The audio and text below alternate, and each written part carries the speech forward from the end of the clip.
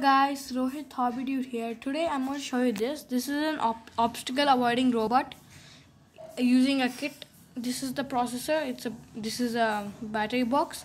It needs 4 AA batteries. These are 2 sensors. So what happens is whenever an object comes in front of the sensors, it sends a signal which makes the other wheel turn on the opposite side, and so the robot moves.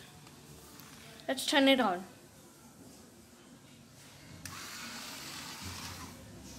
And see, you can see it stopped because it's stuck in a corner, and there are 2 places where, and both of the sensors are giving a signal.